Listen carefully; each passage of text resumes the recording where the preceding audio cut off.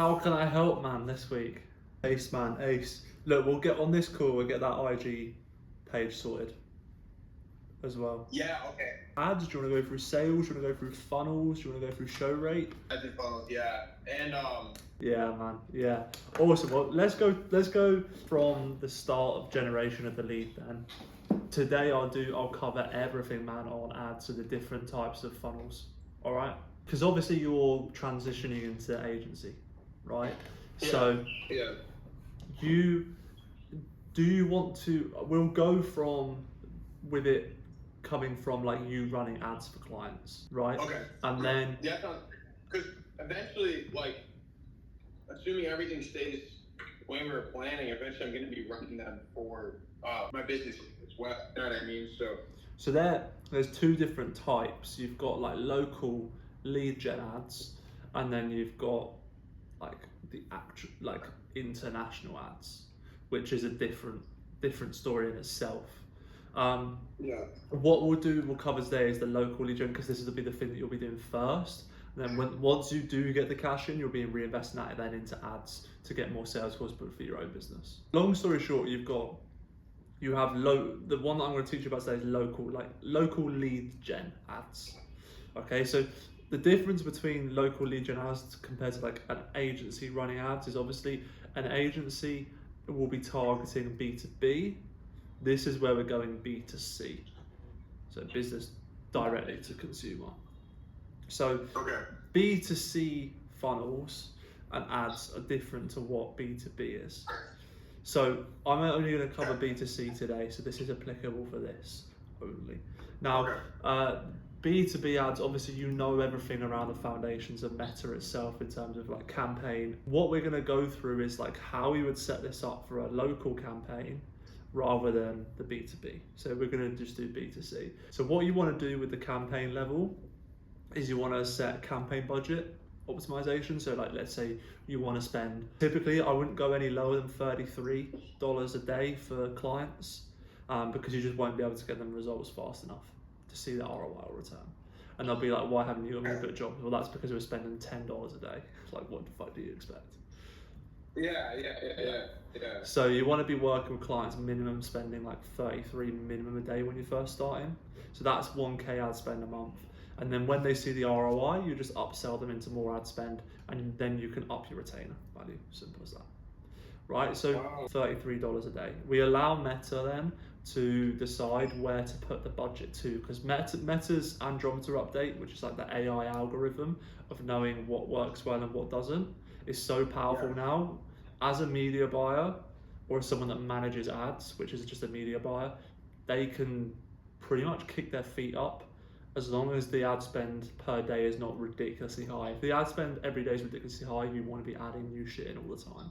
But for the clients that you'll be dealing with, you don't really need to change much. At most, probably on once a week, if that. Once a week, how many? Once a week, what? Just adding new creatives? Yeah, so I'll run you through that as well. So we've got obviously campaign budget optimization, ad set level. We just want to go, so let's say the client says, so we want to keep everything in the ad set level for local lead gen ads. We want to keep everything the same as what it normally is. The only thing that we change is, let's say they say, oh, I want a 15-mile radius from Santa Fe. Let's say they work in Santa Fe, right? They're doing HVAC there. Yeah. What we do is to start with on the ads, we run a 10-mile radius. But what we do is we drop a pin in that area of Santa Fe with that mile radius, right? But what we also do on top of that is we research the most recent data on the highest income areas within Santa Fe. And we also start to drop little pins in all of those little areas, right? And what we do by doing that is we target all of the high income areas, but we're also targeting everywhere as well. But because we've dropped the pins twice, it's gonna focus more of the budget specifically in those high income areas, which is gonna be the more likely people that will pay for the higher ticket services. First off. Yeah, okay. Yeah, that makes perfect sense. How do you drop the mini pins? Because I remember when I did it it was in the drop a new pin. So you click drop new pin, and then there's like a setting right next to it where you can just select another pin, and then. Oh, okay. Yeah. Okay, no like good. so. So you can have like hundreds if you really want to. I wouldn't recommend it though. What we want then, so we've dropped the pins, we've got all of that. What we want is Advantage Plus audience on. The reason we want that is if they say that they've got like or want a 15-mile radius, right? What we want to do is do a 10-mile radius. The reason why is Advantage Plus Creative will always go slightly further and target people slightly out of those radiuses if it's not finding people within that area. And so what we do by that is starting smaller is we give, let's say our cost per lead is really high, we're not seeing the results we want, we just up the radius on the biggest pin within that area. So it means it just targets more people sooner, which means your cost per lead will drop lower. But we want to start small first and expand it rather than starting really big, because it's harder then if we're starting really big. Yes, you'll get a lower cost per lead, then you have to expand even more when you start to hit ad fatigue. Ad fatigue in the frequency, like if you're getting to about 3, that's when you know you're starting to hit like TAM, which is your total addressable market within that area. So that's all you do there is you expand the radius, change the offer, change the creatives, or change the angle of the ads themselves. Yeah, and how often, like at 33, I guess it depends on population density, right? But at $33 a day, how often you hit the actual like 3? Yeah, exactly. So you would check it not by day, but you check it over the lifetime. So you just go like, let's say you were running it from the 30th of March, you just go 30th March to the July, Thursday, 23rd of July. Okay, I need to change something here to make sure the frequency goes back down. Okay, and let's say an ad hits 3, you can change the radius to bring it down, right? Yeah, so if the frequency is 3 but the CPL is still significantly low, don't change it. But what you'll typically see is if the frequency is like 3 or 4, the CPL will be going up and up and up and up and up. And like that's not what we want unless, and this is the key, unless you see that all of these leads that are coming through the sales funnel are closing or are the highest qualified leads. Yeah. How do you track that exactly? So this is where you link obviously from GHL.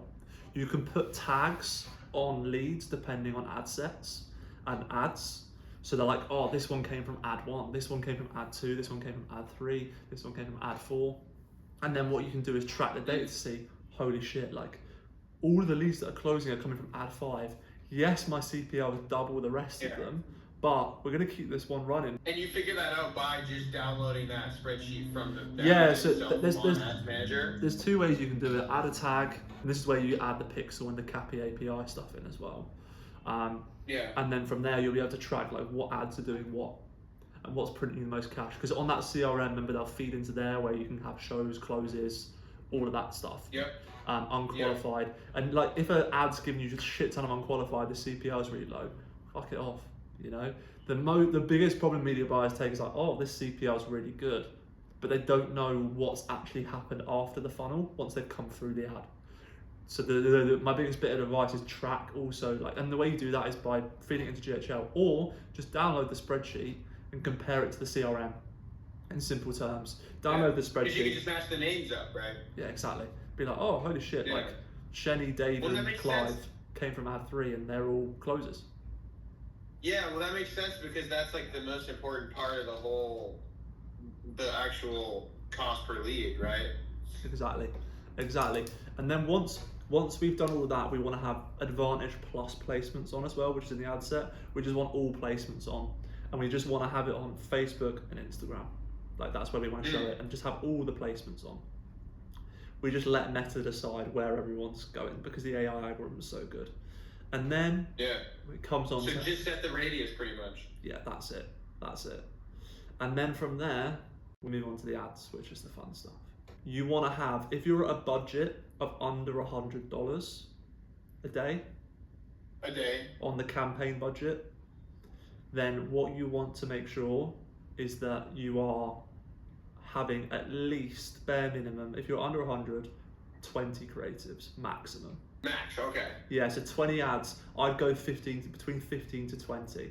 Now, with these 15 to 20, you want to make sure that each of them are completely different to one another.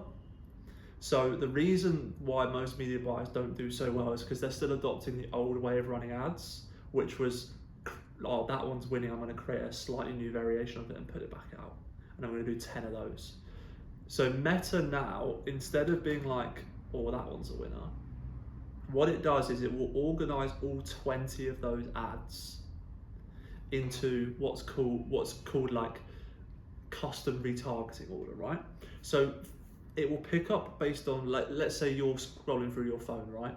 It will pick up based on your targeting, number one, of like what your interests are, what you've been looking at previously on websites, and it will be tracking that data. And what it will do is it will show ad 4 for you. But for me, it might show ad 7 first. And then after that ad, it might show me ad 3.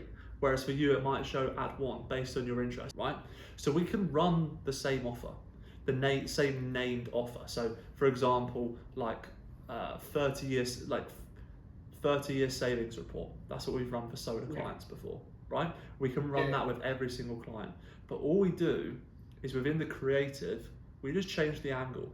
So for example, and by the way, a top tip for you as well, double down on doing creatives, because you can feed the ads more creatives, as in static ads, rather than videos. Because if you keep asking clients for videos, unless you're doing AI videos, it's a lot more work to create videos. Makes sense. And the other caveat, especially if somebody doesn't want to talk on camera, which almost everybody doesn't. 100%. And the other caveat to it as well, CJ, is if you're running video ads, Meta can only show you so many ads per scroll. So what that essentially means is like your ads have a limit if you're just running video ads. So what you want to do instead is you want to have, if you're scrolling on, let's say, Facebook, right?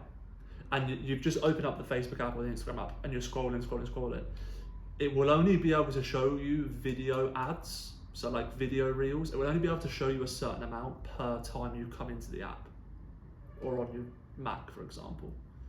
But statics, it can show you as many as it likes. It can show you a shit ton, right? Really? Yeah. I didn't know that. Because if you notice video ad wise, you don't tend to see the same video ad multiple times on one scroll. You'll see it every time you come back into the app, typically. Yeah. Whereas with static ads, if you're scrolling through your feed, you'll see them everywhere. And the same with your like search page, if you've got photos and stuff on there, on your Instagram feed and Facebook feed. Yeah. You'll see statics everywhere. Because there's no limit on the amount of static ads they can show you, but there is a limit on the videos that they can show you. Yeah, okay. Right? So we've obviously got all of that. Now, the balance in terms of creators, we want to do 25% video, 75% static, because we can change and do this way more. Now, the typical thing with this is, so let's say we do 20, we want to do 5 videos, completely different angles, and then we want to do 15 statics, right?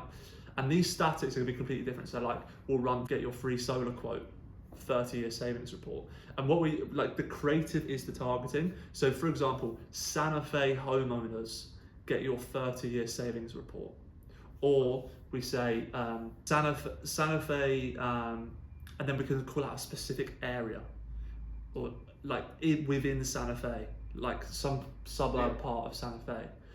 Because what we want to do is the creative is the targeting.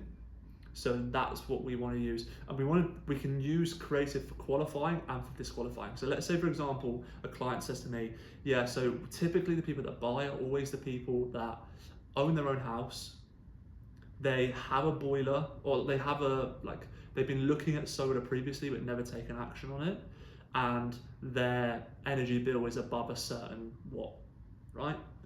So all we do there is we call out all that stuff. Is your energy bill above XYZ amount, and you've looked at solar before and you're a homeowner, on your electricity bill every single year by installing solar? Boom. We can run the same thing again, but we can say it, check out Shenny here, who invested into solar and managed to save XYZ amount. Again, we've just done another angle. And then we can also run the same ad. Exactly, and we can also run the same ad again, but with disqualification instead.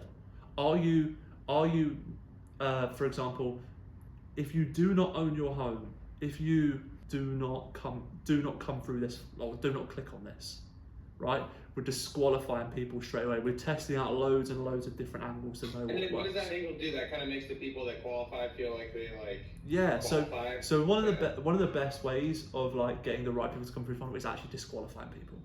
So if you do not own a home, if you're not in the Santa Fe area, if you've never looked at solar before, and your energy bill is fantastic, do not come through this.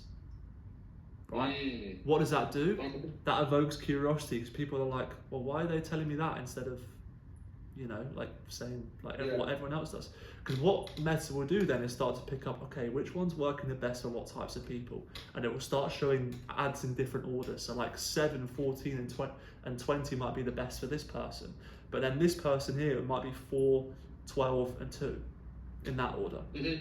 And then those people come through, they fill out their contact information, they get a call straight away within a minute.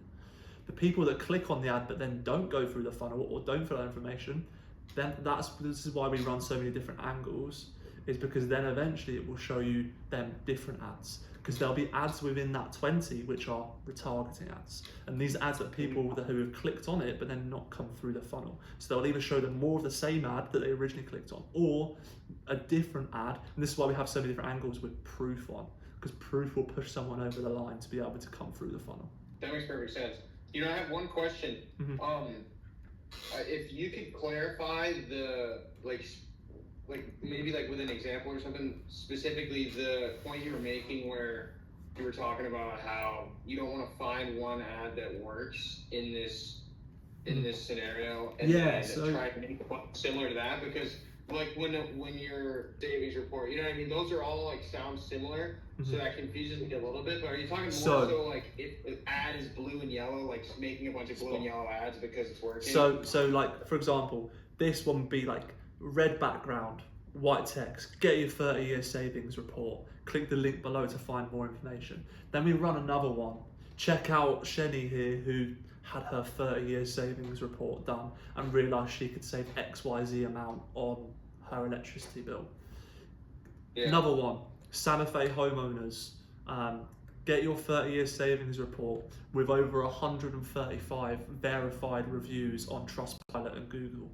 Another one. And we're just we're still saying the offer name, but we're just adding we've just noticed how all of these are completely different. They're not. Let's say the Santa Fe homeowners one is doing really good. What input do you take from that? So you keep that one running 1,000,000%. You create one variation of that, and the only thing that you'll change is you'll change the angle slightly. So beforehand, what you would do is you change the text or the color on the background, something like that. And you make a bunch, right? Yeah, but now you only create one different one of that very same ad, and you just do a new angle. So let's say the winning one, right, is a Santa Fe homeowners. All we do there is use the red background and the white text, but change the angle of the ad. So what we do instead is we'd add at the top Santa Fe home